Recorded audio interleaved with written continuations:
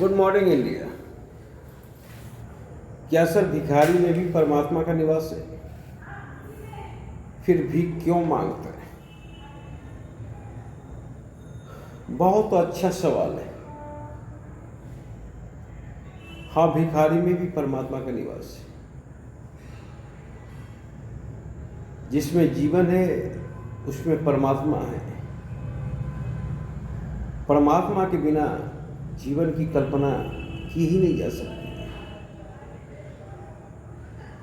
गीता में स्वयं भगवान श्री कृष्ण बोले, हे अर्जुन, मैं तुम में भी हूं, मैं दुर्योधन में भी हूं, मैं उस घोड़े में भी हूं, मैं घास में भी हूं, मैं चींटी में भी हूं, मैं पीपल में भी हूं।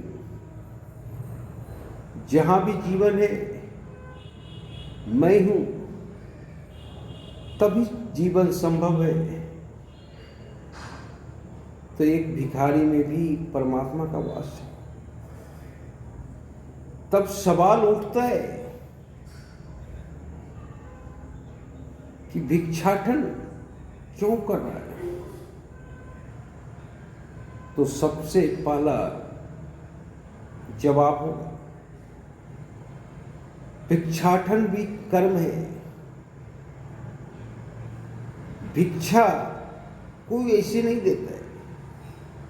वो सड़क पे बैठा रहता है, भिक्षा के लिए तपस्या करता है, तब जाके कोई भिक्षा देता है भिखारी को।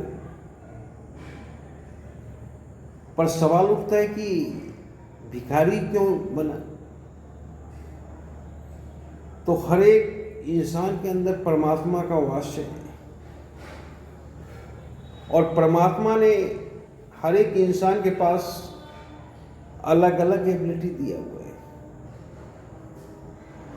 पर पहचानना इंसान को है कि परमात्मा ने मेरे अंदर क्या एबिलिटी दी है। हो सकता है वो भिखारी अपने आप को पहचान ना सका हो परमात्मा के दिए हुए एबिलिटी पर। परमात्मा खुश नहीं है उसके भिक्षाटन पर। परमात्मा चाहता था वे भी हमारी तरह यश और कीर्ति हासिल करें, पर वो अपने आप को खोज नहीं सका और न परमात्मा को खोज सका। अगर अपने आप को खोज लेता कि मैं कौन हूं, तो परमात्मा को खोज लेता। पर यहां 100 में से 5% आदमी ही अपने आप को खोज पाता है और परमात्मा को खोज पाता है। बाकी 95% इस दुनिया में आता है और दुनिया से चला जाता है, पर यह भी नहीं जान पाता है कि मैं कौन हूं और किस काम के लिए मैं इस जगत में आया हूं, और ना परमात्मा को खोज पाता है। क्योंकि जो व्यक्ति अपने आप को नहीं खोज सका, वो व्यक्ति परमात्मा को नहीं खोज सका। तो भिखारी इसलिए है क्योंकि वो परमात्मा को खोज नहीं सका।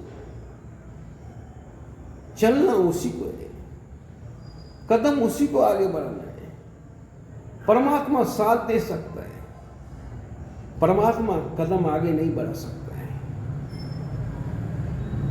क्योंकि परमात्मा अगर कदम आगे बढ़ाता है तब तो मनुष्य कुछ करेगा ही नहीं, तब तो मनुष्य परमात्मा के भरोसे बैठेगा।